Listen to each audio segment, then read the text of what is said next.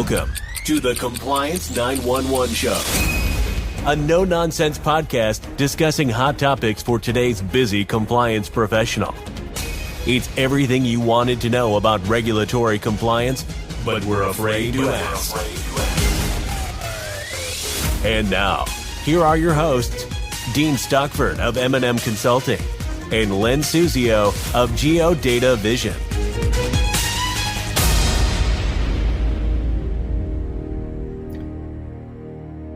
Hey, Len, great to see you. What's the topic for today's podcast?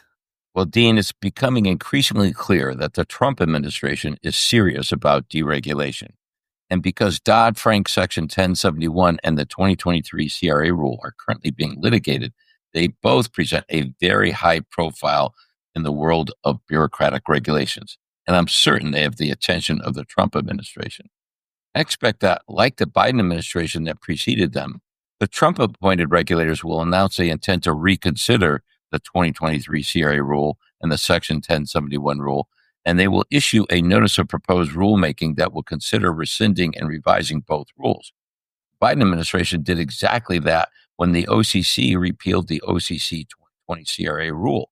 Within 5 months of Biden taking office, the OCC announced a notice of proposed rulemaking regarding the 2020 CRA rule, and before the year 2021 had passed, the 2020 CRA rule was rescinded and the legacy CRA rule reinstated. Eventually, of course, as you know, in 2023, the regulators passed the so-called modern CRA rule. So the precedent's been set for the Trump administration to do the same thing. What I would like to discuss today is that the banking community should be anticipating this development and prepare to make sure that both the 2023 CRA rule and the Section 1071 rule are repealed and reformulated in a much more effective and less burdensome format. In the case of the Section 1071 rule, it may be necessary for the administration to simultaneously repeal and replace that rule because the courts have ordered that the CFPB promulgate a Section 1071 rule. It may not be possible to repeal the current 1071 rule without a simultaneous replacement. You know, they say there's three kinds of people in the world, Dean: those who make things happen, those who watch what happened, and those who wonder what happened. It's important for bankers to be in that very first group. Yeah, well, I'm certainly certain that you've got the attention of the audience, Len. So how should bankers be prepared to support this regulatory reform or potential regulatory reform? Well, today I'm going to focus on the 2023 CRA rule, which has some very, very serious problems. In fact, I would characterize some of those problems as fatal problems because they destroy the reliability of the performance ratings in the 2023 CRA rule. I'm going to present the issues that bankers should raise if there is a notice of proposed rulemaking regarding the 2023 CRA rule, as I expect to happen this summer. I'm hoping today's discussion will be a sort of Cliff's Notes, if you will, for bankers and regulators, for that matter, to prepare for the reform of the 2023 CRA rule. So the first and most significant problem, this is the extremely critical problem of the new assessment area rules. As any regulatory compliance professional knows or should know, the 2023 CRA rule radically changed the rules governing assessment area delineation. The new rule introduces an artificial requirement for large bank facility-based assessment areas. For the last 30 years, the regulation has allowed a bank to delineate a CRA assessment area that can be modified to reflect the area that a bank, quote, can reasonably be expected to serve. That's a reasonable and correct approach.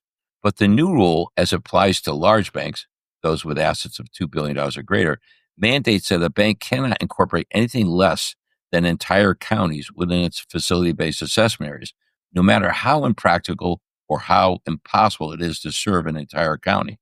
A good example, a large bank can have one deposit-taking branch in LA County with 2,494 census tracts and will be expected to demonstrate that it's meeting the needs for credit for the entire county. It's all but impossible and therefore meaningless.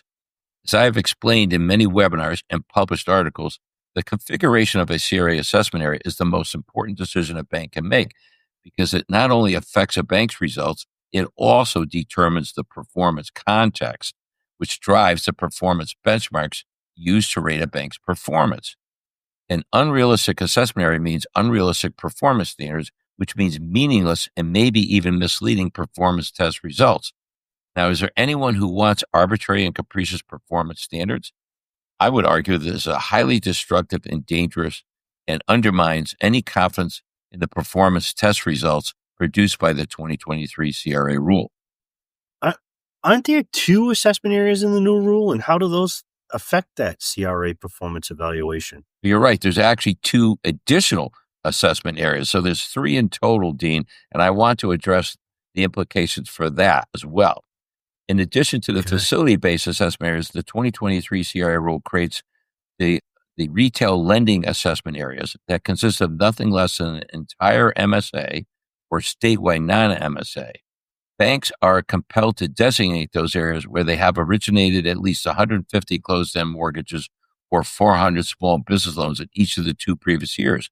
A bank's closest branch could be more than 1,000 miles away, but the bank will need to demonstrate they are meeting the need for credit services in these remote areas and very large communities.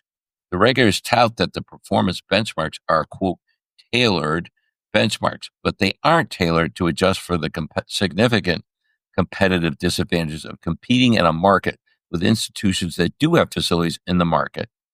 The tailored benchmarks are not adjusted to reflect the competitive realities of markets far removed from a bank's branches. This makes for unfair performance comparisons. Now, there's also a new, more radical concept, believe it or not, called the outside retail lending area, or the ORLA for short. Under this concept, any MSA or statewide non-MSA that is not included in the facility-based assessment areas or the retail lending assessment areas, and in which the bank originates one or more major product line loans, is also subject to performance tests. And you heard that right. Only one loan in a given MSA can precipitate that being a part of the ORLA, the outside retail lending area. Yeah. So a New York bank could originate a single residential closed-end mortgage in LA County, and its performance meeting the needs of the entire LA MSA has to be evaluated. This concept, it's so extreme it can be characterized as what I would call silly, but it's very real. Once again, the tailored benchmarks are not tailored to reflect reality. Not only that, but what is the point of evaluating such insignificant activity in the first place? I mean, this supposedly is a very small part of a bank's lending activity, but it's got to be evaluated no matter how remote it is to the bank's true market. So, and by the way, the proof in the pudding that the new assessment area rules are highly destructive can be found in the imputed institutional failure rates for CRA exams conducted from 2018 to 2020 and presented in the preamble of the 2023 CRA rule. Whereas a historic institutional failure rate for CRA exams has been about 1.3% since the beginning of the century, the imputed failure rates as presented in the 2023 CRA preamble would be 9.2%. That's right. 8 to 9 times the historic experience of failure rate in CRA exams. So this is significant. And by the way, when computed based on the performance in the retail lending assessment areas, the imputed failure rate was 22.4%. And for the ORLA, it was 28.8%. So you can see that this is going to have an enormous impact on banks' performance ratings. And if bankers don't act to protect themselves now, they're going to be in a lot of trouble in only another year when the 2023 CRA rule is expected to become put into effect. Yeah, I'm sure a vast majority of our audience has passed out by now, fainted after listening to that. But certainly sounds like this 23 CRA rules assessment configuration requirement will be devastating to the bank performance evaluation. And that's not guessing. I mean, that's just based on the conclusions of the regulators and what you just talked about. So, wow. That's right. Wow. Yep. It's right there in the preamble that the regulators have produced to the new 2023 CRA rule. So this is very real. It's a serious threat to banks. And by the way, I don't care which side of the aisle you're on or who you are. We all want performance ratings that are meaningful and accurate, but getting performance ratings that are distorted and meaningless can be, and even misleading, does no good for anybody, and it'll result in many more bank CRA exam failures which is not good. We want exams that are meaningful, that do tell the story about whether a bank truly is meeting its responsibility to provide for the credit services in the communities they serve. So it's imperative that the entire industry prepare for the potential changes in the related hearings that I think will be forthcoming from the bank regulators in the Trump administration. Yeah, I think your advice to bankers ought to be taken to heart. The banking community cannot afford to be passive about this. I mean, again, hopefully it's repealed, but you've mentioned, that there are several serious, if not fatal, flaws in the 23 CRA rule. So what else do you have in mind, Len? Well, we have only a few minutes left in this podcast, and I want to make certain that we give the details to the bankers that they need to understand. So I think we're going to save that topic for the next podcast we do for next month. But in the meantime, I would suggest that bankers develop notes on these issues. Listen and re-listen to the issues and the points I've raised today, and get prepared so that when the NPR is proposed or published, they'll be able to send in informative and fact-based testimony when the NPR is published and the comment period is open.